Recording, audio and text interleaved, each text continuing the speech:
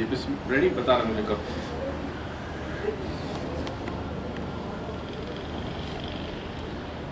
Mind sciences پہ ہے نا. Mind science.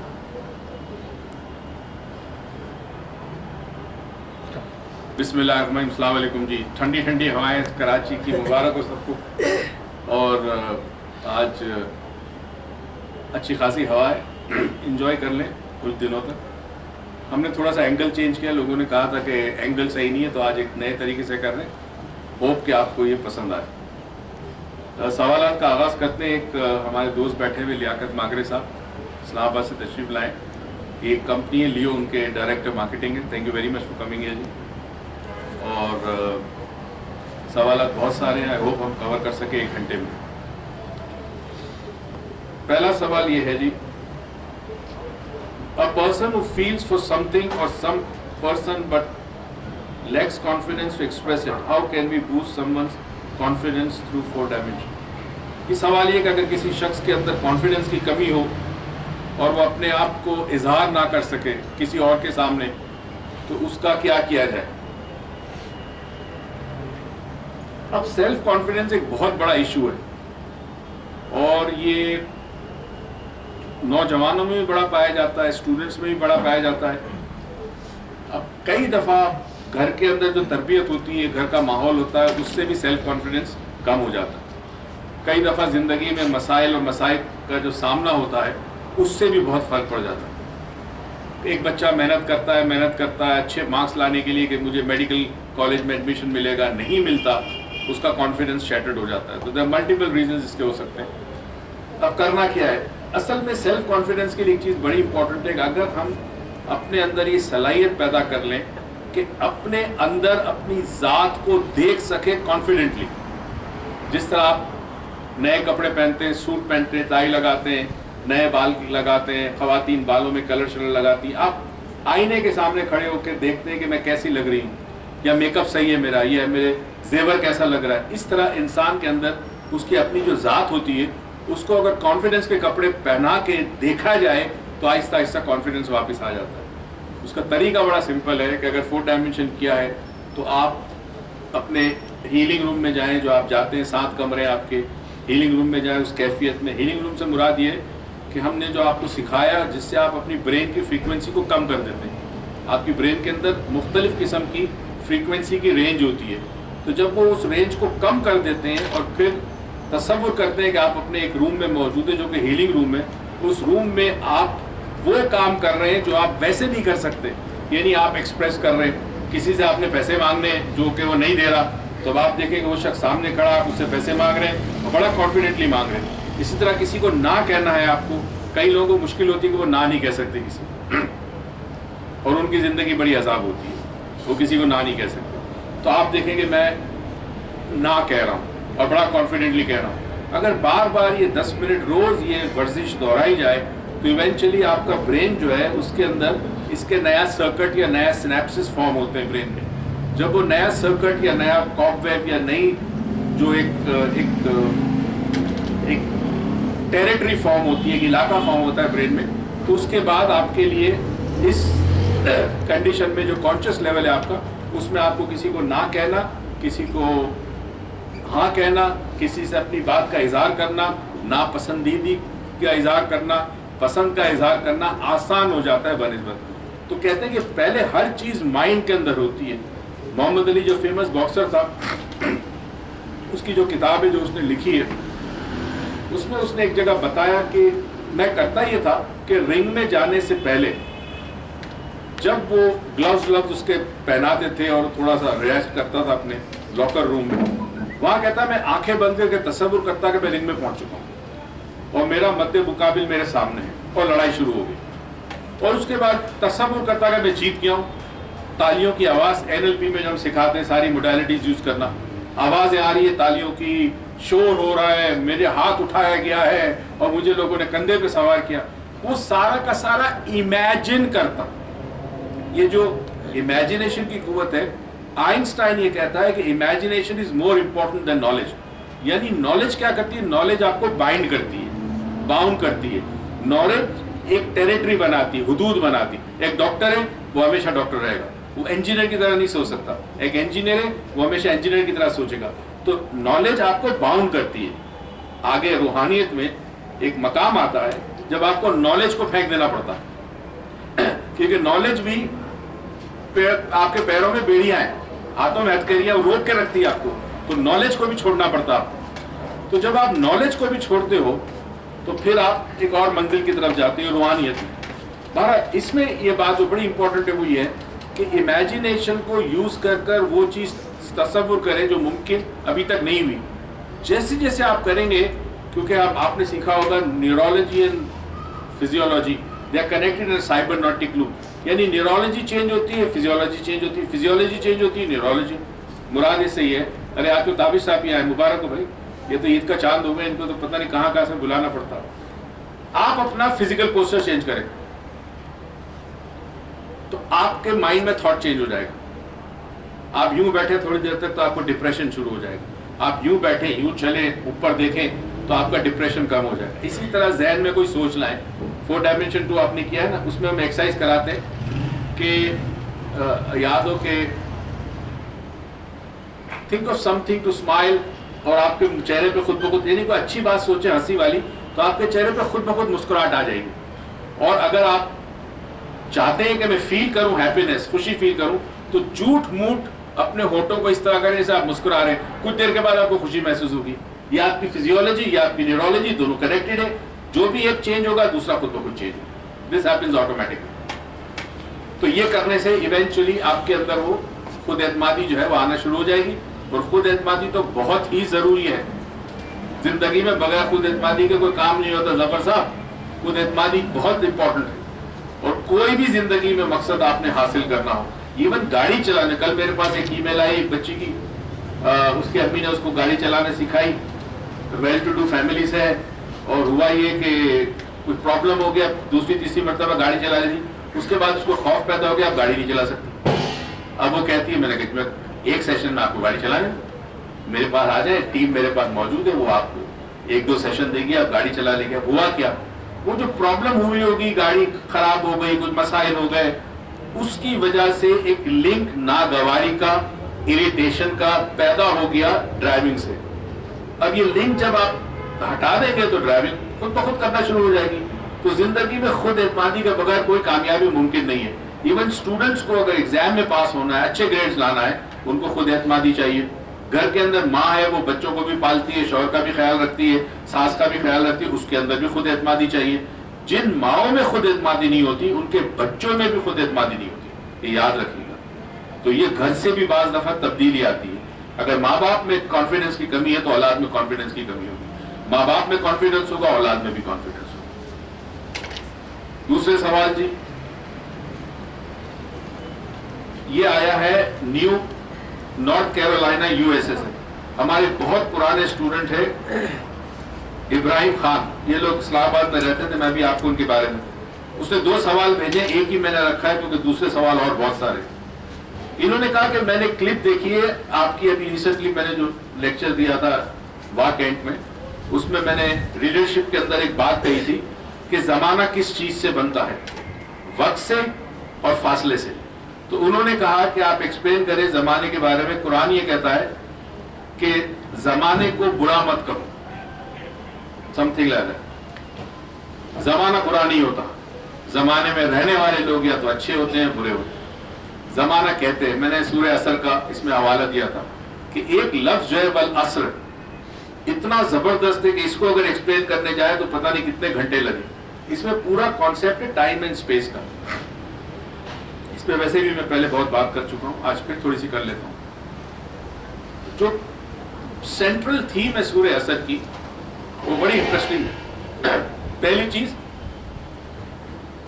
ٹائم اور اسپیس آپس میں کنیکٹڈ ہے. جہاں ٹائم ہوگی وہاں اسپیس ہوگی, جہاں اسپیس ہوگی وہاں ٹائم ہوگا. مگر جہاں کوئی اسپیس نہیں ہوگی وہاں ٹائم بھی نہیں ہوگا, جہاں ٹائم نہیں ہوگا وہاں اسپیس نہیں ہوگی. اب مثال کے طور پر مجھے ایک جگہ سے دوسری جگہ جانا ہے, یعنی لیٹس سے کراچی سے مجھے حیدرآباد جانا ہے. تو کراچی اور حیدرآباد کے درمیان اسپیس ہے, ایک فاصلہ ہے. اب اگر میں ہوائی جہاز میں جاتا ہوں تو شاید آدھے گھنٹے میں پہنچ جاؤں, گاڑی میں جاتا ہوں تو 2.5 گھنٹے میں پہنچوں, پیدل جاؤں تو شاید 2 دن میں پہنچوں. فاصلہ اتنا ہی ہے, رفتار کے اوپر ڈیپینڈ کرتا ہے کہ میں کتنی جلدی پہنچوں گا اس دوسری جگہ پہ جو میرا ڈیسٹینیشن, جو میری منزل ہے. یہ وقت جو صرف ہوگا اس جگہ تک پہنچنے میں, اور جتنا فاصلہ میں طے کروں گا, چاہے جہاز میں کروں, پیدل کروں, گاڑی میں کروں, ان دونوں سے مل کر زمانہ بنتا ہے. اب اس کی اور تھوڑی سی ایک اور لیول پہ اس کو لے جائیں انٹرسٹنگلی.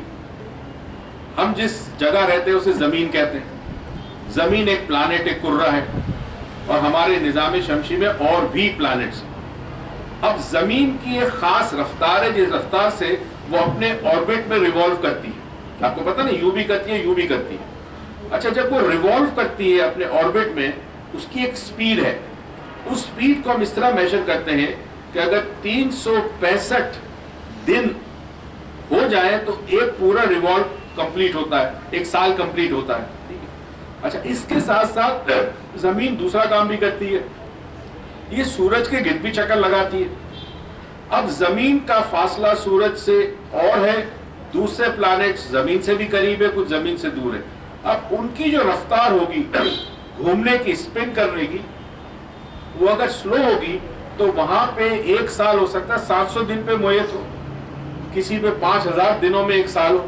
لیکن قرآن پاک نے اس کی بڑی نشانیاں دی ہیں اگر سمجھو تو. قیامت کا ایک دن 50,000 سال کے برابر ہوگا یا دن کے برابر ہوگا. یہ جو کانسیپٹ ہے ٹائم کا, چونکہ ٹائم جو ہے وہ ریلیٹیو ٹرم ہے, کانسٹنٹ نہیں ہے, ایبسولوٹ نہیں, ریلیٹیو ٹرم ہے. مثال کے طور پہ ریلیٹیو کس کو کہتے ہیں؟ اگر میں کہوں کہ جی یہ بہت عقل مند ہے تو یہ ریلیٹیو ٹرم ہے, کیونکہ اس سے زیادہ عقل مند بھی کوئی ہوگی اور اس سے کم عقل مند ہوگی, مگر میرے نزدیک اس وقت یہ عقل مند ہے. مگر یہ ریلیٹیو ہے, مطلق نہیں ہے. مطلق ذات صرف اللہ تعالیٰ کی ہے. ہم کسی سے کہتے ہیں نا کہ بھائی بڑا طاقتور ہے, تو بھائی کسی کانٹیکس میں ہم کہہ رہے ہیں کہ کس کانٹیکس میں یہ طاقتور ہے, مگر اس سے بھی زیادہ طاقتور ہوگا کوئی. تو یہ مطلق نہیں ہے, مطلق ذات اللہ کی ہوتی ہے, ایبسولوٹ کہتے ہیں. تو ٹائم ریلیٹیو فینومینا ہے, کہیں پہ ٹائم سلو ہے, کہیں پہ ٹائم تیز ہے, ڈیپینڈز آپ کہاں رہتے ہیں. اب آپ دیکھیں نا, میرے بھائی, چھوٹے بھائی ڈاکٹر عزیز جو ہیں وہ لنڈن میں ہوتے ہیں, ڈاکٹر ہیں.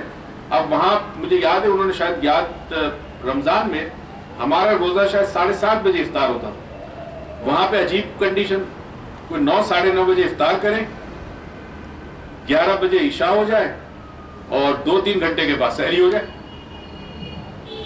سمرز بڑی لانگ ہوتی ہے یورپ کے اندر, بہت لانگ سر, اور ونٹر بہت شارٹ ہوتی ہے. تو ٹائم ریلیٹیو فینومینا ہے. اب اس ٹائم اور فاصلے سے زمانہ بنتا ہے. اب جو پروردگار عالم جو بتانا چاہ رہا ہے سورہ اثر میں, وہ بڑا انٹرسٹنگ کانسیپٹ ہے. وہ یہ کہہ رہا ہے, قسم ہے زمانے کی, بے شک انسان خسارے میں. خسارے کا مطلب نقصان. اچھا, کیوں نقصان میں ہے؟ آگے فردر 4 کنڈیشنز بیان کی ہے کہ اگر وہ فلفل کرے تو آپ نقصان میں نہیں ہوں گے. پہلے ایمان.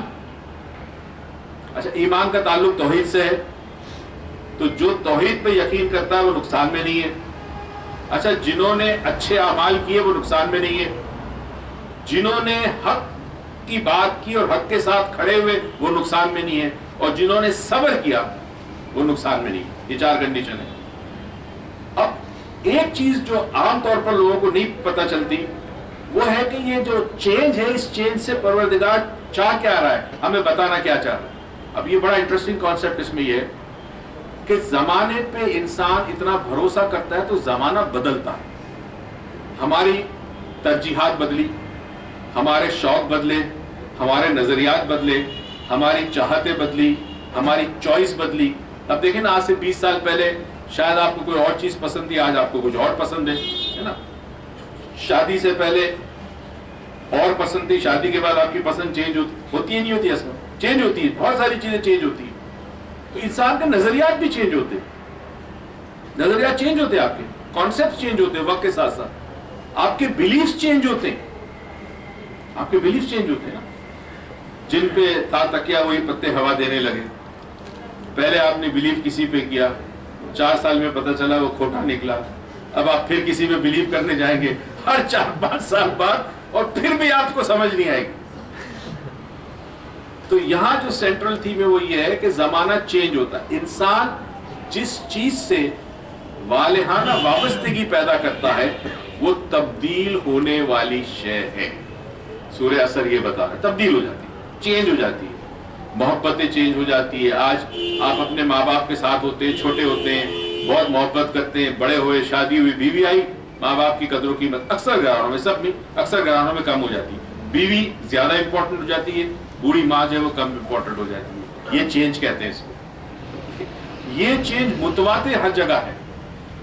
اب ہم ان چینج ہونے والی چیزوں سے, رشتے چینج ہوتے ہیں, انسان چینج ہوتے ہیں, نظریات چینج ہوتے ہیں, عقائد چینج ہوتے ہیں, محبتیں چینج ہوتی ہے, پسند ناپسند چینج ہوتی ہے, ہر چیز, خواہشات چینج ہوتی ہے, آئیڈیلز چینج ہوتے ہیں, گول زندگی کا ارغاز و مقاصد بھی چینج ہوتے ہیں.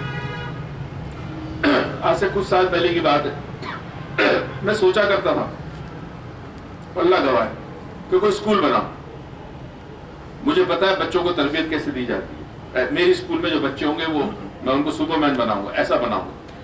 پھر وقت گزرا تو میں نے کہا یار میں کہاں اسکول لے کے پالوں, ایک ذمہ داری سر پہ اوپر, آلریڈی یہ کام کر رہا ہوں. اتفاق سے 2 لوگوں نے مجھے کانٹیکٹ کیا, انہوں نے کہا جی میں نے ان سے بات نہیں کی, انہوں نے ویسے ہی مجھے کال کی کہ ہم چاہتے ہیں ایک اسکول بنائے آپ کے نام سے, ساری انویسٹمنٹ ہم کرتے ہیں, آپ کا نام یوز کریں گے. میں نے کہا نہیں, کیونکہ جس جگہ میں خود موجود نہ ہوا, میرا نام استعمال ہو, مجھے کیا پتا کیا ہو رہا ہے میرے نام کے پیچھے. منع کر دی. بتانے چاہ رہا تھا کہ وہ چیز چینج ہوئی میرے ذہن میں. اب میں نے سوچا میں ماشاءاللہ اتنا بڑا کام ہے, پوری دنیا میں ہم جاتے ہیں, ایک نام ہو گیا ہے, عروج بھی تیار ہے, عروج بھی کر رہی ہے, مگر عروج کی شادی ہو گئی. تو عروج ہو سکتا ہے سال 2-3 سال کے بعد, اتنا ایکٹیولی نہ کرے کام, ہو سکتا ہے, مجھے نہیں پتا. میں تو چاہوں گا وہ ساری زندگی کرے. مگر آپ دیکھیں کیسے کیسے حالات چینج ہوتے ہیں. ہر چیز زندگی کی اس طرح چینج ہوتی ہے, کرے گی ساری زندگی, حالات چینج, ہر چیز چینج ہوتی ہے, ہر چیز چینج ہوتی ہے. اچھا میں نے نہیں سوچا آج سے 2-3 سال پہلے کہ عروج کی شادی ہو جائے گی. اچھا یہ تو پتا ہے کہ شادی ہو جائے گی نا, اب ہوگی شادی اس کی. تو اب بتانا یہ تھا کہ ہم جن چیزوں سے گہری وابستگی رکھتے ہیں وہ چیز چینج ہو جاتی ہے. اب ہم ان گہری وابستگیوں سے, ان محبتوں کے ساتھ اتنے زیادہ اٹیچڈ ہوتے ہیں. اولاد کے لیے بندہ جھوٹ بولتا ہے, بےایمانی کرتا ہے, رشوت لیتا ہے, رشوت دیتا ہے. یہ گناہ کس کے ساتھ؟ ہمارے اعمال پر. اس اولاد کے لیے جو کل تبدیل ہو جائے گی, بوڑھے ماں باپ کو اولڈ ہوم سے بھیج دے گی, ہو سکتا ہے, میں نہیں کہتا بھیجے گی, مگر ایک بات کر رہا ہوں. تو یہاں جو پیغام دیا جا رہا ہے, جو سبق دیا جا رہا ہے وہ یہ ہے کہ تم اپنی وابستگی سب سے رکھو, محبتیں کرو, اولاد سے کرو, ماں باپ سے کرو, قربانیاں دو, برداشت کرو, سب کو حقوق ادا کرو, لیکن تمہاری سب سے بڑی وابستگی اس ذات سے ہونی چاہیے جہاں کوئی چینج نہیں ہے, کوئی چینج نہیں ہے. آپ مانو تبھی بھی وہ آپ کا خالق ہے, نہ مانو تبھی بھی آپ کا خالق ہے. اس کی عبادت کرو تبھی بھی وہ آپ کو شفا دے گا, نہ کرو تبھی بھی بات دے گا. پتھر کو مانو پھر بھی وہ آپ کو کھلائے گا, نہ مانو اللہ کو جا کے مسجد میں دعا کرو پھر بھی آپ کو کھلائے گا. وہ ذات میں کوئی تغیر نہیں ہے. باری کائنات میں ہر وہ شے جو مادے سے پیدا ہوئی, میٹر جس کو کہتے ہیں, میٹر سے جو پیدا ہوئی ہے اس کے اندر تغیر ہے. تغیر کا پرنسپل ہے سورہ اثر. تو اللہ تعالیٰ کی محبت ایک بہت بڑی چھتری ہونی چاہیے.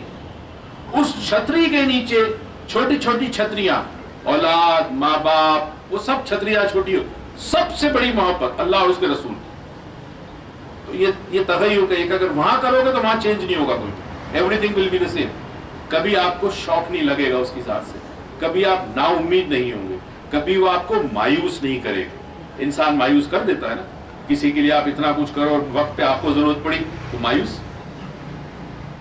کیا کرو گے؟ پھر وہ ایکسپیکٹیشن جو توقع آتا وابستہ کرتے ہو وہ آپ کو تکلیف دے گی, پھر آپ کا رشتہ خراب ہوگا. تو پھر وابستگی, توقع تو وابستہ کرنی وہ پروردگار کی ذات سے, وہ مایوس نہیں کرتا. دوسرا سوال یہ محمد معیز صاحب نے بھیجا ہے. انہوں نے کہا میں نے ساری کلاسز اٹینڈ کی ہے, 4 dimension, 1 and 2, NLP, hypnosis, reiki, mini mind, silver. اب ان کا سوال ویسے تو اون صاحب, یہ میجر ہارون ہی جواب دے فالو اپ سیشن میں. What is the proper way to call upon the 3 wise men to help me in answering that question? تو معیز صاحب اگر آپ یہ لیکچر سن رہے ہیں, I'm sure سن رہے ہوں گے, تو برائے کرم نیکسٹ فالو اپ سیشن میں اگر آپ سوال بھیج دیں, اون صاحب یا میجر ہارون, یہ دونوں میں سے کوئی ایک فالو اپ سیشن لیتے ہیں, تو وہ آپ کو تفصیلاً بتا دیں گے کہ کیا ہے، کیونکہ میں آپ کو اس فورم پہ اس لیے نہیں بتا سکتا کہ یہاں ہم صرف علمیہ سوال لیتے ہیں. Next question. السلام علیکم. وعلیکم السلام. My question is those people with lower high IQ, who are suffering from mental disorders such as bipolar, polar disorder and maniac depression. ان کو زندگی میں ان کا ایک مقصد نہیں ملتا تو وہ کس طرح اپنی زندگی سکسیسفل گزارے؟ مائنڈ سائنسز کی کون سی ٹیکنیک ہے اور کیسے؟ اچھا، جب لفظ ڈس آرڈر آ جائے نا، ڈس آرڈر، تو یہ بیماری ہے. ایک تو ہوتا ہے ڈپریشن ہوا، آپ کو کسی وجہ سے نقصان ہو گیا، گاڑی کا ایکسیڈنٹ ہو گیا، کوئی بیمار ہو گیا، کسی کی فوتگی ہوگی، تو پھر آپ کو ڈپریشن ہوتا ہے. صدمہ ہوتا ہے، صدمے کے بعد دکھ ہوتا ہے. بعض دفعہ افسوس، آپ کو دکھ اور افسوس میں بائی دا وے فرق ہے. افسوس ہوتا ہے جو بہت زیادہ وابستگی نہ ہو، جس سے وابستگی بہت زیادہ ہو تو دکھ ہوتا ہے، رنج ہوتا ہے. کوئی چیز چوری ہو جائے، ایکسیڈنٹ ہو جائے تو صدمہ ہوتا ہے. یہ مختلف کیفیات ہیں ایموشنل انٹیلیجنس میں. تو اب جب آپ کو کوئی چیز جو ہے وہ زیادہ دیر تک رہے، وہ نکلنا نہ پائے، کوئی ہیلپ میسر نہ ہو، تو آہستہ آہستہ سوچ کر وہ ڈس آرڈر میں تبدیل ہو جائے. ایک ڈس آرڈر جینیٹکلی بھی ہوتا ہے. اگر ماں باپ میں سے کسی کو ذہنی امراض مریض تھے تو وہ چانسز ہے کہ وہ جینیٹکلی اولاد میں پاس آن ہوتا ہے. تو کئی چیزیں ایسی ہیں. آئیے السلام علیکم. میں سوچ ہی رہا تھا آج سردی میں آپ کہاں سے آئیں گے دور سے، تو اسے ڈس آرڈر کہتے ہیں. اب جہاں ڈس آرڈر ہو جائے، پہلی چیز یاد رکھیں، سائیکائٹرسٹ کے پاس جانا ضروری ہے. سائیکائٹرسٹ جانا ضروری ہے. ڈس آرڈر کا مطلب ہے کچھ عرصے کے لیے دوائی لینی ضروری ہے. ڈس آرڈر میں نارملی کیا ہوتا ہے کہ آپ کے برین میں 100 سے زیادہ کیمیکل ہیں. آپ کو جو خوشی محسوس ہوتی ہے نا، وہ ان کیمیکلز کی وجہ سے. آپ کو جب رنج ہوتا ہے اس کیمیکل کی وجہ سے، رونا آتا ہے کیمیکل کی وجہ سے، ہنسی آتی ہے کیمیکل کی وجہ سے، کسی چیز میں، کسی کام میں، کھانے میں لذت محسوس ہوتی ہے ان کیمیکلز کی وجہ سے. اس کا جب بیلنس بگڑ جائے تو پھر ایک ایسا وقت بھی آتا ہے کہ میرے پاس پرسوں یہ کیس آیا تھا ایک لڑکی کا، وہ کوئی ایموشنز فیل نہیں کرتی، نہ اسے خوشی ہوتی نہ غم ہوتا ہے، زومبی، کوئی ایموشنز نہیں اس کے. تو ڈس آرڈر میں سائیکائٹرسٹ کے پاس جائیں. سائیکائٹرسٹ کا کام ہی ہوتا ہے کہ وہ آپ کو انیشلی میڈیکیشنز پہ ڈالتا ہے، اس کے بعد پھر کچھ عرصے کے بعد سائیکو تھراپی شروع ہوتی ہے. سائیکو تھراپی کے بعد آہستہ آہستہ میڈیکیشنز کم ہوتی ہیں اور آپ کو زندگی میں واپس لے آتا ہے. ہر سائیکائٹرسٹ یہ نہیں کرتا. ایک سروے کے مطابق 2 لاکھ ذہنی مریض کے لیے پاکستان میں 100 سائیکائٹرسٹ بھی نہیں. اور پورے پاکستان کی آبادی میں اگر 20 کروڑ کی آبادی ہم کہتے ہیں، اگر 2 کروڑ بچے ہیں تو پورے ان 2 کروڑ یا 1 کروڑ بچوں کے لیے 3 سائیکائٹرسٹ ہیں، چائلڈ سائیکائٹرسٹ صرف. تو سائیکائٹرسٹ کے پاس بھی بڑا بوجھ ہے. اچھے سائیکائٹرسٹ کے پاس آپ جائیں، آپ کو 2 مہینے تک اپوائنٹمنٹ نہیں ملتی. پھر مانیٹر کرنا، کیونکہ جو دوائیاں دی جاتی ہیں اس میں آپ کا بلڈ کے اندر مختلف ٹیسٹ ہوتے ہیں، وہ مانیٹر کرنا بڑا ضروری ہے. تو بڑا مسئلہ ہو جاتا ہے. دوبارہ سائیکائٹرسٹ کے پاس جائیں. اور کچھ چیزیں ہمارے یہاں شیزوفرینیا، بائی پولر، یہ سب الحمدللہ ٹھیک ہو چکے ہیں، مگر 1-2 سال وہ آتے رہتے ہیں، مختلف پروگرامز میں آتے ہیں. ساتھ کو پتا ہے بہت لوگ آتے تھے، ماشاءاللہ میڈیکیشنز چھوڑ دی، دے آر نارمل زندگی گزار رہے. تو یہ پاسبل ہے.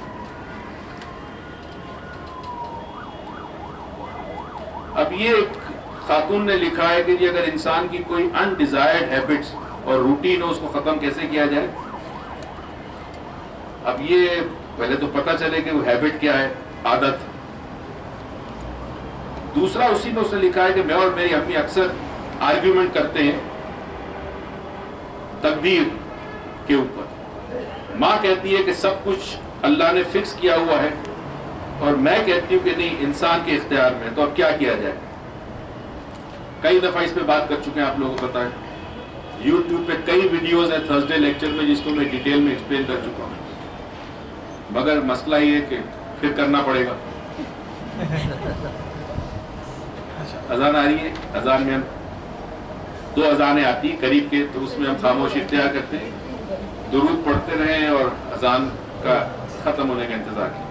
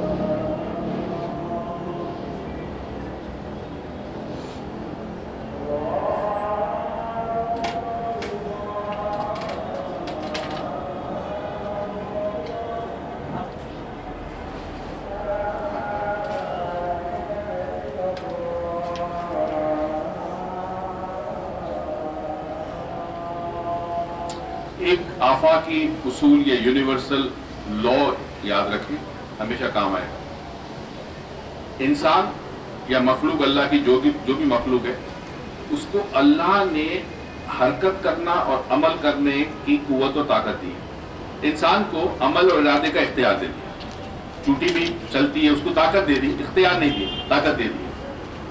اب انسان جو ہے وہ عمل اور ارادے کا اختیار ہے تو وہ عمل کرتا ہے، مگر کبھی بھی نتیجہ اس کے پاس نہیں ہوگا۔ نتیجہ ہمیشہ اللہ تعالیٰ کے ہاتھ میں ہوگا۔ تو انسان کا کام کیا ہے؟ عمل کرنا، کوشش کرنا، کاوش کرنا، محنت کرنا، جدوجہد کرنا، ایفرٹ لگانا، اپنے پوری عقل استعمال کرنا اپنی۔ تو اگر وہ یہ کام کرے، اس کے بعد وہ اطمینان رکھے کہ فطرت اللہ نے جو بنائی ہے وہ یہ فطرت بنائی ہے کہ ہر عمل کا رد عمل ہوتا ہی ہوتا۔ Newton third law of motion بھی یہی ہے، اسی لیے نیوٹن کو دوسرے مقام پہ رکھا ہے، دوسری پوزیشن پہ رکھا ہے۔ جو کتاب تھی 100 most influential people in the world, اس میں جو پہلے نمبر پہ وہاں صلی اللہ علیہ وسلم کی ذات ہے، مگر وہ کرسچن تھا، وہ دوسرے نمبر پہ کرائسٹ کو رکھ سکتا تھا، مگر نہیں، اس نے نیوٹن کو رکھا۔ تیسرے نمبر پہ اس نے عیسیٰ علیہ السلام کو رکھا۔ زندگی میں کتنے لوگوں کو انفلوئنس کیا، اس حوالے سے وہ کتاب ہے۔ تو اب عمل انسان کے ہاتھ میں ہے، نتیجہ اس کے پاس نہیں ہے۔ نتیجہ اس اصول کے اندر موجود ہے تو اللہ نے بنایا، اس کائنات میں جو لاز بنایا اس میں وہ اصول موجود ہے، اسی کے اندر ہے وہ سب کچھ۔ تو اب آپ کو کیا پتا کہ آپ کے نصیب میں کیا ہے؟ نہیں پتا نا۔ آپ کو پتا ہے کہ آج آپ بیٹھے ہو، آپ کے نیچے ایک سونے کی کان ہے۔ کچھ سال پہلے ایک صاحب آئے تھے میرے پاس، بہت بڑے بلڈر ہیں، ان کے بیٹے نے ہپنوسس، اس زمانے میں ہم کر رہے تھے تو ہپنوسس تھا اس زمانے میں 55,000 روپے۔ تو وہ اپنے بیٹے کی رجسٹریشن کرنے آئے تھے، بہت بڑا بلڈر ہے، نام لوں گا تو آپ پہچان جائیں گے، نام نہیں لے سکتا۔ وہ آ کے بیٹھے، اب پیسہ انہوں نے بڑی محنت سے کمایا ہوگا، تو وہ ظاہر ہے وہ پہلے دیکھنے آئے تھے کہ میرا بیٹا 55,000 کا کورس کر رہا ہے، تو آدمی کیسے، لوگ ویسے ملا، متاثر ہوا۔ تو مجھے کہتے ڈاکٹر صاحب آپ کو پتا ہے آپ سونے کی کان پر بیٹھے، سونے کی کان یعنی آپ کے نیچے سونا ہے۔ میں نے کہا اچھا ہے، مجھے نہیں پتا، اچھا ہے مجھے نہیں پتا، نہ بتاؤ بھی مت مجھے۔ اس کا کہنے کا مطلب ہے کہ ہم اس پوزیشن میں ہیں جہاں ہم چاہیں تو لوگوں کو ایکسپلائٹ کر سکتے ہیں، مگر ہم نہیں کریں گے کیونکہ ہمیں جواب دینا ہے۔ تو انسان کو نہیں پتا کہ اس کی تقدیر میں کیا ہے، اسے کھوج لگانی ہے، اسے ڈھونڈنا ہے، اسے کھودنا ہے، اس نے کوشش کرنی ہے۔ اگر اللہ سب کچھ فکس کر دینا تو پھر ایک آدمی قتل کرنے کے بعد کہ میرا کیا کچھ ہے، میری تقدیر میں لکھا تھا کہ میں قاتل ہوں تو اللہ مجھے سزا نہیں دے سکتا، یہ اس کے عدل کے خلاف ہے۔ اس نے آپ کو دے دیا عمل ارادے کا اختیار، مسجد جاؤ یا شراب خانے جاؤ تمہاری مرضی۔ مسجد جاؤ گے تو فرشتے بھی تمہارے ساتھ ساتھ تمہیں کندھے پہ اٹھا کے نہیں آئیں گے، سخت گرمی ہوگی چلتے ہوئے جاؤ، دھوپ میں نماز پڑھو اللہ کے لیے پڑھو، سایہ نہیں آئے گا سر پہ فرشتوں کا۔ اور اگر شراب خانے میں جانا ہو تو کوئی فرشتہ روکنے نہیں آئے گا تمہیں کہ بھئی نہ کرو، مر جاؤ گے، کوڑے پڑیں گے، نہیں کرے گا نا، وہ آپ کے اوپر دے دیا، ختم۔ اب یہ دو راستے آپ کے دے دیے، ٹوٹل آپ کو اختیار دے دیا۔ تو انسان کا کام یہ ہے کہ وہ کوشش کرے اور محنت کرے کہ وہ اپنی زندگی بہتر کرے۔ اس کے پاس بہت سارا اختیار اللہ نے دیا ہے۔ یہ جو یہودی تھے علی کے پاس آتے تھے تنگ کرنے کے لیے۔ آپ کو علی کو پتا نا علی کون ہے؟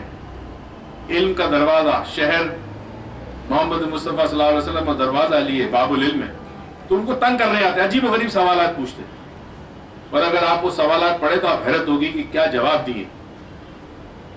ایک دفعہ ایک یہودی آیا، مسجد میں بیٹھے تھے، کہا مجھے یہ بتاؤ انسان کے پاس کتنا اختیار ہے، اور اللہ کے پاس اللہ نے کتنا اختیار انسان کو دیا ہے، کہاں مجبور ہے، تقدیر، مگر اس طرح سمجھا کہ مجھے سمجھ میں آ جائے۔ اب یہاں انٹلیکچوئل گفتگو نہیں ہو سکتی کیونکہ وہ جاہل ہے، سمجھنے کو تیار نہیں، وہ کہتا ہے فزیکلی بتاؤ مجھے کر کے۔ تو علی نے کہا ایک ہاتھ اٹھا، اس نے ایک ہاتھ اٹھایا، دوسرا اٹھاؤ، دوسرا اٹھایا، ایک ٹانگ اٹھا، اس نے اٹھائی، کہتا دوسری اٹھا، کہتا نہیں گر جاؤں گا، کہتا یہاں تیرا اختیار ختم ہو گیا۔ یہ سمجھانے کا طریقہ ہے۔ تو انسان کے پاس اگر دو ہاتھ اور ایک ٹانگ اٹھانے کے اختیار ہے تو یہ بہت ہے۔ یہ جو کانسیپٹ آیا ہے کہ سب کچھ فکس ہے، یہ ہمارے پڑوسی ملک سے آیا۔ یہ کہتے ہیں رام کی لیلا، کیونکہ ہمارے آباء و اجداد ہزاروں سال سے ان کے ساتھ رہے، تو حکومت اگر مغلوں نے بھی کی ہے تو آپ کے پڑوس میں کون تھے؟ ہندو دھرم میں فیتھ کا کانسیپٹ بڑا اسٹرانگ ہے کہ ہر چیز فکس ہے۔ تو کبھی کبھی میں کہتا ہوں کہ شکر کرو کہ ہم مسلمان پیدا ہوئے، اس کی وجہ یہ ہے کہ دوسرا جنم نہیں ہے، یہاں سے سیدھا اللہ کے پاس جنت میں، اور جنت میں حور ہوں گی، اور وہ ہندوؤں میں مسئلہ یہ ہے کہ جنم 7 جنم تک وہی بیوی ہوگی، ٹھیک ہے، پنیہ جنم کہتے ہیں اس کو۔ اچھا جی، نیکسٹ سوال، ان جوکنگ میں ویسے ہی کہہ رہا ہوں، فیتھ چینج ہو سکتا ہے۔ فیتھ اس لیے کہ آپ کو پتا نہیں آپ کا فیتھ کیا ہے۔ ایک شخص جاتا ہے ڈاکٹر کے پاس، اس کو سینے میں درد ہوتا ہے، ڈاکٹر چیک کرتا ہے، ای سی جی کراتا ہے، اس کا کارڈیو کے ٹیسٹ ہوتے ہیں، ای ٹی ٹی ہوتا ہے، اس کے بعد وہ کہتا ہے جی آپ کی فیملی میں کی ہسٹری کہا، میرے باپ کو بھی ہارٹ اٹیک تھا، ہارٹ اٹیک ہوا تھا۔ اب وہ کہتا ہے جی آپ کے بھی چانسز ہیں، آپ کی اتنی آرٹریز بلاکڈ ہے، اب آپ کیا کریں؟ آپ اپنا لائف سٹائل چینج کر دیں، آپ سگریٹ بند کر دیں، آپ بڑے کا گوشت کھانا بند کر دیں، آپ ڈیلی ایکسرسائز کریں، ٹینشن نہ لیں، وریز نہ لیں۔ اگر وہ آدمی اپنی لائف سٹائل کو چینج کرتا ہے، چانسز ہے کہ اس کو ہارٹ اٹیک نہیں ہوگا، یعنی اس کے فیتھ میں ہارٹ اٹیک نہیں تھا، کیونکہ اگر فیتھ میں 100% ہوتا تو کبھی چینج نہیں ہو سکتا، مگر وہ چینج ہو گیا۔ لوگ مرتے مرتے قبر پہ جانے کے بجائے زندہ ہو جاتے ہیں۔ ایک بہت مشہور ایک ریسرچ ہے جو ہارورڈ نے کی تھی، وہ ریسرچ کا نام انہوں نے دیا The man who laughed his way from the grave۔ اب اردو کا ترجمہ بڑا مشکل ہے، مگر آدمی جو اپنی قبر میں پہنچنے سے پہلے واپس آ گیا ہنسنے کی وجہ سے۔ تو ایک آدمی کی کہانی ہے امریکہ میں، اس کو ڈاکٹر نے ڈائگنوز کیا cancer, I think blood cancer تھا، if I'm not wrong، اور ڈاکٹر نے اس کو 6 ہفتے دیے زندہ رہنے کے لیے۔ اب یہ بندہ اکیلا تھا، نہ بیوی تھی نہ بچے تھے۔ اس نے کیا کیا کہ اس نے کہا 6 ہفتے ہے ہی، مرنا ہی ہے تو زندگی کو انجوائے کرو۔ اس نے اپنے دوستوں کو فون کیا کہ یار میرے پاس 6 ہفتے ہیں، شام کو تم لوگ آیا جائے۔ اس کو پوکر کھیلنے کا، کارڈز کھیلنے کا بڑا شوق تھا، پوکر ایک گیم ہوتی ہے، تو روز شام کو اس کو دوست بیچارے، اس کو پتا تھا 6 ہفتے بعد تو مرنا ہی اس نے، تو روز 1-2 گھنٹے نکال کے اس کے بعد آتے، رات کو وہ لوگ پوکر کھیلتے، دن بھر یہ ٹی وی دیکھتا اور ہنستا تھا، کامیڈی فلمیں دیکھتا۔ اس نے بڑا، وہاں کی لائف بڑی سٹریسفل ہوتی ہے، تو اس نے چونکہ اب نوکری بھی چھوڑ دی، پیسے اس کے پاس کافی بچے ہوئے تھے، جو سیونگ تھی اس کی ریٹائرمنٹ فنڈ وغیرہ کی، تو وہ انجوائے کرنے لگا زندگی۔ صبح نکل جاتا واک پہ، پھر فلمیں دیکھتا۔ اس نے ایک کام کیا، اس نے ہنسنا شروع کر دیا، کہکا لگانا ہے ایز اے ٹریٹمنٹ۔ رک جائیے، دوسری اذان۔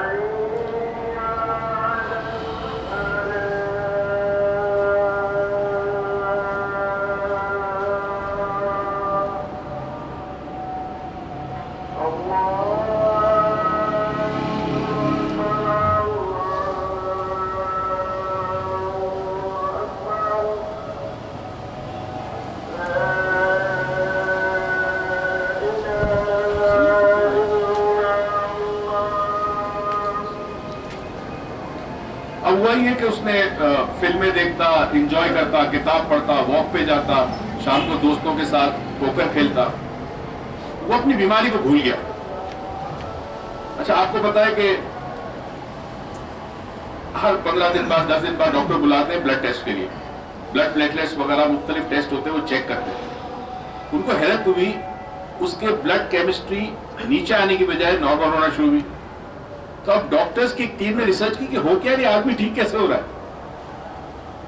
6 مہینے تک وہ اس کے پیچھے لگے رہے، پرفیکٹلی اوکے، کینسر جسم میں سے غائب. تو انہوں نے اس شخص سے پوچھا کہ تیری سوچ کیا ہے؟ اس نے کہا جب مرنا تو ہے تو میں نے پہلی دفعہ جینا سیکھا. کسی نے بڑی خوبصورت بات کہی، یہ پلے باندھ دے. مرنا ہر شخص کو ہے، مرنا اس دنیا میں ہر شخص کو ہے، مگر کتنے لوگ جینا جانتے ہیں اور جیتے ہیں؟ بہت کم لوگ جینا جانتے اور جیتے ہیں. مرو گے تو سب، مگر جینا بھی تو سیکھو، جینا تو شروع کرو. لوگ جیتے نہیں. 12 آدمی ٹھیک ہو گیا. تو اگر وہ فیتھ ہوتا تو پھر ٹھیک نہ ہوتا. اس کو ایک کنڈیشن آئی، اس کنڈیشن کی وجہ اس کے اپنے ایکشنز ہوں گے، ایکشن سے ایک ری ایکشن ہوا، ایک کنڈیشن پیدا ہوئی، بیماری پیدا ہوئی، اس نے اپنی سوچ بدلی، اپنا روٹین بدلا، کنڈیشن ختم ہو گئی، وہ ٹھیک ہو گیا. اچھا جی، ایک بہت ہی انٹرسٹنگ سوال ہے. 2 سوال اور ہے. محی الدین صاحب آپ کا سوال بھی ہے. ٹائم کتنا باقی ہے بھائی؟ دیکھو ذرا مجھے بتاؤ. 15 منٹ. 15 منٹ ہے. اچھا کوشش کرتا ہوں کہ ایک سوال مقصد حیات پہ تھا، مقصد زندگی پہ تھا لاسٹ ٹائم. ایک سوال میرے پاس بڑا انٹرسٹنگ ہے، اس کو چھوٹا جواب دے دوں. ایسا سوال آپ نے کبھی سنا نہیں ہوگا، پہلی دفعہ میرے پاس ہے. یہ ایز یوزل رومن میں ہے. اسلم ہے کوئی. میرے سر نے مجھ سے ایک کوشچن پوچھا اور مجھ سے کا آنسر، مجھے اس کا آنسر نہیں ملا. کوشچن یہ ہے کہ ایک شخص حضرت اسرائیل سے پوچھا کہ آپ نوٹس دیے بغیر کیوں آتے ہیں؟ تو حضرت اسرائیل نے جواب دیا میں ہمیشہ آنے سے پہلے نوٹس دیتا ہوں. اب یہ نوٹس کیا ہے؟ کوشچن اس کا یہ ہے کہ اسرائیل علیہ السلام کہتے ہیں آنے سے پہلے نوٹس دیتا ہوں. تو یہ پوچھا تھا نوٹس کیا ہے؟ بڑا سمپل سا جی، ہر لمحے آپ کے اطراف میں نوٹس ہے. ہر لمحے اطراف. موسم چینج ہوا، پودے ختم ہو گئے، باہر آتی ہے، پھول اگتے ہیں، آٹم آیا، آپ کا جاڑے کا سیزن آیا، ختم، خزاں ختم ہو گئے. آپ کے اطراف میں سنتے یہ مر گیا، وہ مر گیا، اس کا ایکسیڈنٹ ہو گیا. ہر لمحے آپ کے اطراف میں موت ہے، اشارے ہیں. آپ کی اویئرنس نہیں ہے، آپ اس کی طرف توجہ نہیں دیتے. کیوں؟ آپ بہت زیادہ اپنی زندگی کے اندر اتنے مشغول ہیں کہ بھول جاتے ہیں کہ یہ عارضی آپ کو جانا ہے. حضرت علی کا بڑا خوبصورت قول ہے، موت زندگی کی حفاظت کرتی ہے. موت حفاظت کرتی ہے زندگی کی، کیونکہ آپ کو کچھ نہ ہو جائے جب تک وقت نہ آ جائے. تو آپ کو کچھ نہیں ہوگا جب تک وقت نہیں آئے گا. چاہے آپ گولیوں کی بوچھار، مجھے یاد ہے جس زمانے میں کراچی میں کرفیو شرفیو لگتے تھے. اچھا میں تھوڑا سا دیوانہ آدمی ہوں، میں کام سے مجھے اتنی محبت ہے کہ کرفیو میں بھی میرا انسٹیٹیوٹ چل رہا تھا. میں رہتا تھا نارتھ نازم آباد میں، انسٹیٹیوٹ تھا کلفٹن پہ، پہلے یہاں تھا فلریز بیکری پہ، موٹاز جو اس کے اوپر تھا. مجھے پہنچنا ہوتا تھا. اب پہنچوں تو پہنچوں کیسے؟ اچھا راستے میں رینجرز ہوتی، آرمی ہوتی تھی، سوری آرمی روکتی تھی. میں کہتا ہوں جی مجھے جانا ہے، میں ڈاکٹر ہوں، مجھے وہ جانے دیتے. ایک دن بڑا عجیب و غریب واقعہ ہوا، مجھے یاد ہے. صدر میں ایلیفنٹسن اسٹریٹ جو ہے، کرفیو لگا ہوا تھا، کیا تھا پتہ نہیں مجھے. میں اکیلا موٹر سائیکل پہ آ رہا تھا اور جو گولیوں کی بوچھار آئی ہے سامنے، تو میرے سر کے پاس سے گولی کی. یہاں ایک جولری کی شاپ تھی، اس کے شیشے پہ لگی، میں گر گیا نیچے اور میں نے وہ گولی کو دیکھا سوراخ اس کے اندر. تو اب جب تک میری موت نہیں ہوگی مجھے کوئی نقصان نہیں پہنچے گا، کیونکہ میری موت میری زندگی کی حفاظت کرے گی.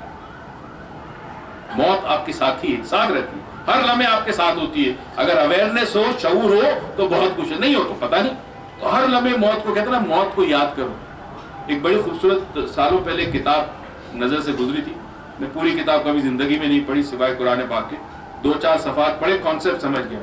وہ کانسیپٹ یہ تھا کہ لیونگ کانشیسلی، کہ زندگی اس طرح گزارو کہ ہر لمحہ تمہیں پتا ہو کہ تم کیا کر رہے ہو، تب تم کانشیسلی مر سکو گے. تو موت کے وقت بھی انسان کانشیس ہو، اپنے طور پر قدم اٹھائے کہ یس مجھے جانا ہے اپنے خالق کے پاس، میں تیار ہوں. والہانہ ایک انداز ہونا چاہیے. مگر اگر زندگی سے محبت، پھر آگے سورہ اثر کی طرف، زندگی سے محبت ہوگی تو موت بڑی ڈیفیکلٹ ہو جائے گی. یہ دولت، یہ عزت، یہ شہرت، یہ اولاد، یہ جائیداد نہیں چھوٹے گی. تو یہ چیز ڈیولپ کرے اپنے ذہن میں، موت کو ہر لمحے یاد کرے، ہر لمحے آپ کے ساتھ ہے، آپ کو نظر نہیں آتی، آپ کے ساتھ ہوتی ہے. تو یہ اشارہ ہے سمجھنے والے کے لیے بات کرتا. اب میں وہ سوال جو پچھلے ہفتے آیا تھا، اس سے پہلے میں محدث صاحب کا ایک سوال ہے وہ پڑھ لوں، اور پھر اس سوال پہ میں بڑا تفصیلی بات کرنا چاہتا تھا. اتفاق سے آج بھی بہت سوالیں نہیں ہو سکی. مقصد کیا ہے زندگی کا ہمارا، بڑا انٹرسٹنگ ہے وہ. ڈاکٹر صاحب السلام علیکم. وعلیکم السلام. بچپن سے ایک بات سنتے آتے ہیں کہ جیسی روح ویسے فرشتے ہوتے ہیں. پہلے مجھے یہ بات سمجھ میں نہیں آتی تھی، لیکن اب یہ بات کافی حد تک سمجھ میں آ گئی. اس کا کافی تجربہ بھی ہو چکا ہے. میں اس کے بارے میں آپ کی آراء جاننا چاہتا ہوں. آپ نے ایک فلم تھی گوشت، شاید عروج گوشت تھی، گوشت فلم تھی نا، اس میں وہ لڑکا لڑکی محبت کرتے ہیں اور وہ مر جاتا ہے. گوشت، اس میں بڑی انٹرسٹنگ چیز آئی تھی.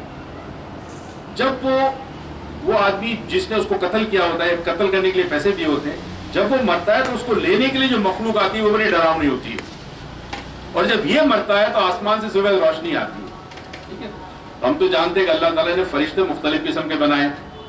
کچھ سزا دینے والے فرشتے ہیں، قبر کے اندر حساب لینے والے فرشتے اور ہیں، کندھوں پہ حساب کتاب لکھنے والے فرشتے اور ہیں. تو فرشتے اللہ نے ہر قسم کے بنائے. مگر یہاں جو مراد ہے اس سوال سے وہی ہے کہ جیسے انسان کا انٹرنل ہوتا ہے، اندر جیسے اس کی روح کی کیفیت ہے.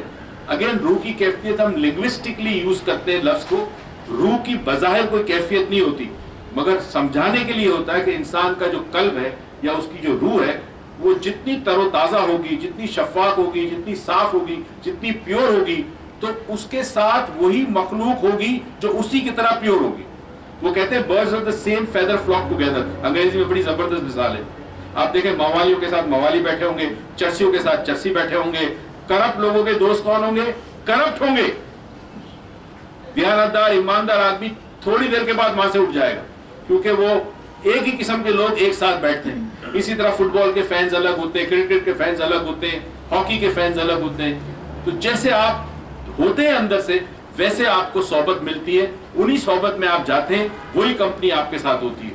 تو انسان جیسے اندر سے ہوتا ہے، اللہ تعالیٰ پھر اسی قسم کے فرشتے اس کے ساتھ، اور فرشتے ہوتے ہیں آپ کے ساتھ. سائنٹیفکلی پاسبل ہے. قرآن پاک میں آیت ہے، اس آیت کا ترجمہ یہ ہے، ہم نے تمہاری حفاظت کے لیے تمہارے چاروں طرف فرشتے متعین کر رکھے. ہم سائنس میں اسے ہیومن اورا کہتے ہیں. جیسا انسان کا باطن ویسا اس کا اورا، جیسا باطن ویسا ظاہر. تو آپ کا اورا جو ہے وہ ہم نے ایک دفعہ یہاں پہ ایک مشین منگوائی تھی کئی سال پہلے. روبینا رضوی ہماری ایک اسٹوڈنٹ ہے، وہ بھی شاید یہ دیکھ رہی ہو، ابھی لاس اینجلس میں رہتی ہے. تو وہ $10,000 کے قریب اس کی کاسٹ تھی اس زمانے میں مشین کی. تو ہم نے منگوائی، تو 1,000 لوگوں کے ہم نے اورا کی تصویر لی تھی.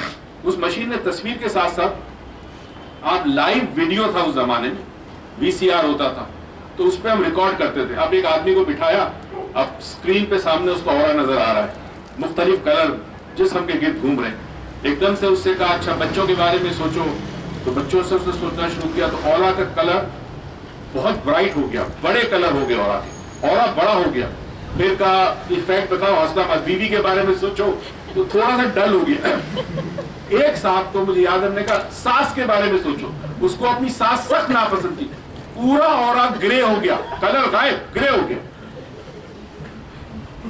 میرا اور یوگی وجاد بھی اس زمانے میں بڑا ریگولر تھا. ہم دونوں نے اپنا اورا چیک کیا، ہمارا دونوں کا اورا وائٹ تھا، اور سمجھ بھی نہیں ہے کیوں وائٹ اورا تھا. آج بھی وجاد کو یاد ہے اس بات کو. تو جیسا انسان کا باطن ویسے ظاہر. تو اندر سے جیسا انسان ہوگا اس کو کمپنی بھی وہی ملے گی زندگی میں، اس کو رہنمائی بھی ویسی ملے گی، اس کو اللہ تعالیٰ فرشتے بھی ویسے ہی دیتا ہے. مجھے یہ بتائیں، یہ جو فرشتے ہوتے ہیں نا، یہ بڑے کام کر رہے ہوتے ہیں، آپ کو پتا نہیں ہوتا. ایک لا آف اٹریکشن ہے، گرو جس پہ ماہر ہے، بڑا کام کیا گرو نے. لا آف اٹریکشن کیا کہتا ہے کہ جو آپ کے ذہن میں سوچ ہوگی نا، وہی آپ اٹریکٹ کرو.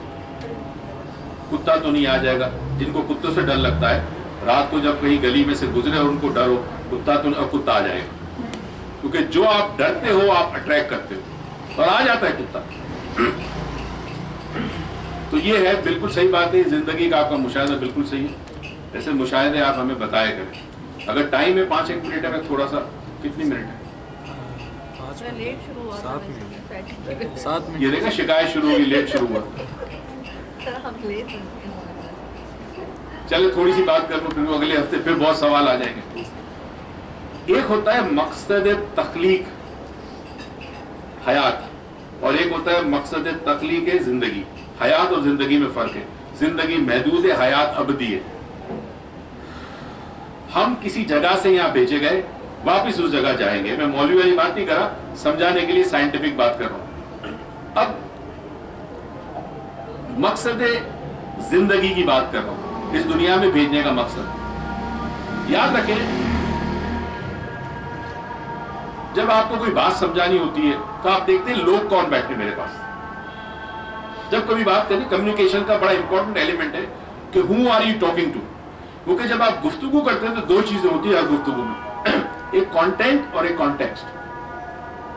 کانٹینٹ مواد کو کہتے ہیں, اور کانٹیکسٹ اس مواد کو کس جگہ کس طرح بیان کرنا ہے اور سمجھنا ہے, وہ کانٹیکسٹ کہتے ہیں. عام طور پر ہم کانٹیکسٹ سمجھتے نہیں, ہم کانٹینٹ پہ بڑا زور دیتے ہیں. فار ایگزامپل, سور کا گوشت حرام ہے, کانٹینٹ حرام ہے, کسی صورت میں جائز نہیں مسلمان کے لیے. انفیکٹ پوری انسانیت کے لیے جائز نہیں, باقی سمجھے نہ سمجھے حرام ہے. اچھا, ہر صورت میں حرام, 1000 سال کے بعد بھی حرام ہوگا. جب سور کی پرورش ایسی ہوگی کہ اس میں کوئی بیکٹیریا نہیں ہوگا. پہلے بیکٹیریا ہوتا تھا, اس میں کئی بیکٹیریا ہوتے تھے, مگر 1000 سال کے بعد اس طرح جینیٹکلی پروڈیوس ہوگا کہ اس میں بیکٹیریا پھر بھی حرام ہے.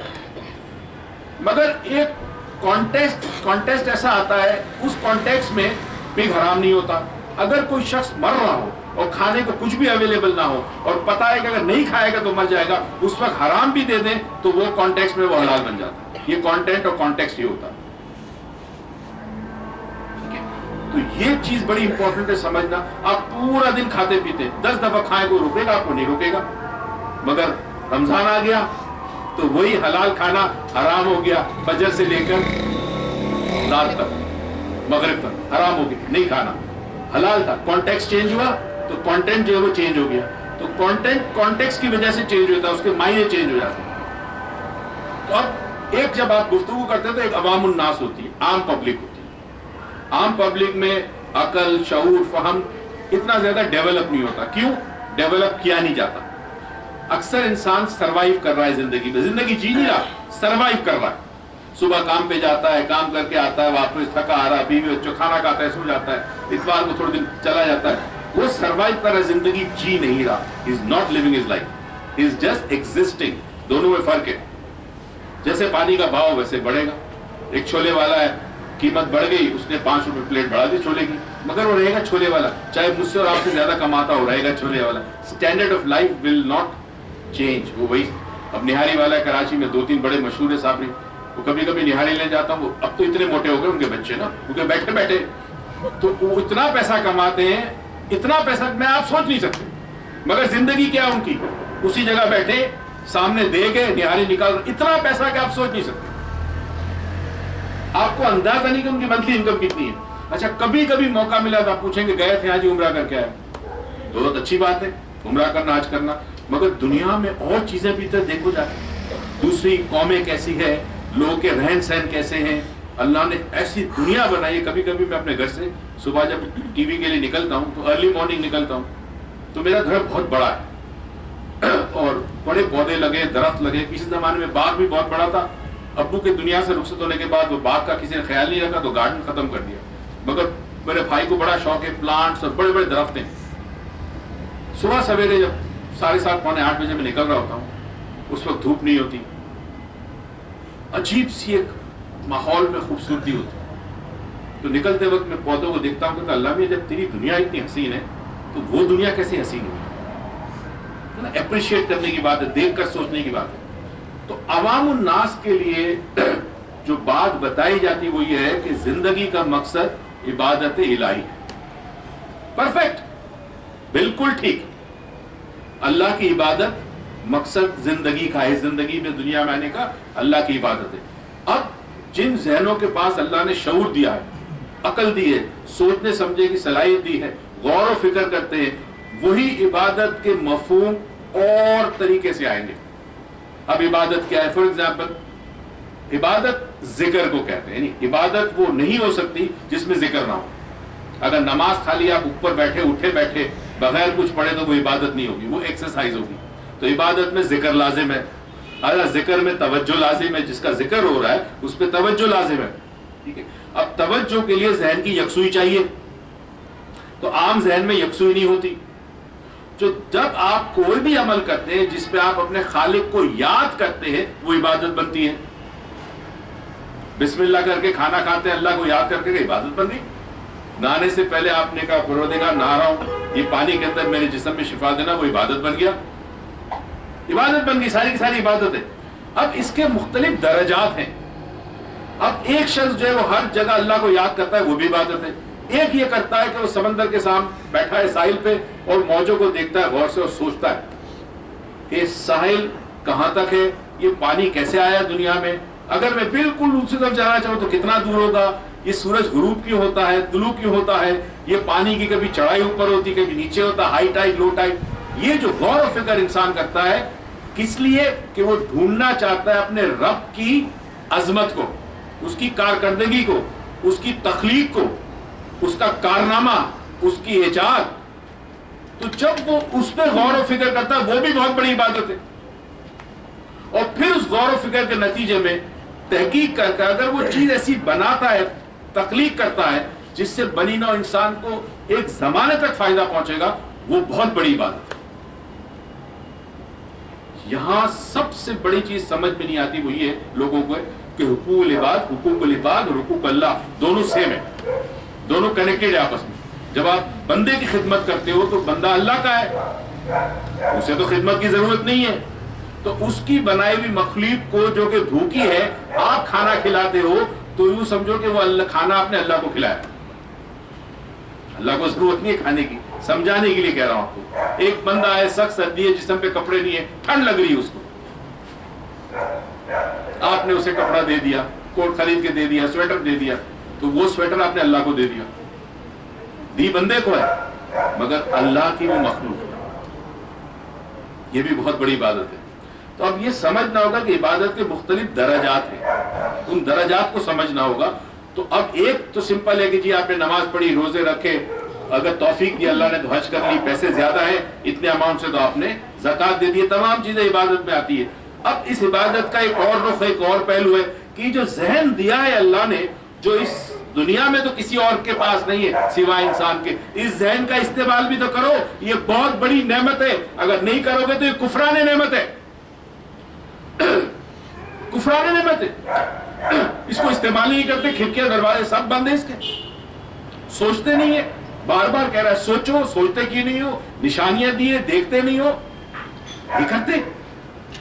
تو پھر سطحی عبادت ہو گئی کہ جہاں ایک رسم کی طور پہ عبادت کی جاتی ہے اور خوف سے کی جاتی ہے. اب یہاں ایک اور طبقہ صوفیہ کرام کا آتا ہے اور وہ کہتے ہیں کہ جی اللہ کی عبادت خوف میں نہ کرو, نہ جنت کے لالچ میں کرو, اس لیے کرو کہ کائنات میں اس رب کے علاوہ کوئی ہے ہی نہیں عبادت کے لائق. اب یہ بھی ایک بڑا اونچا درجہ ہے سوچ کا.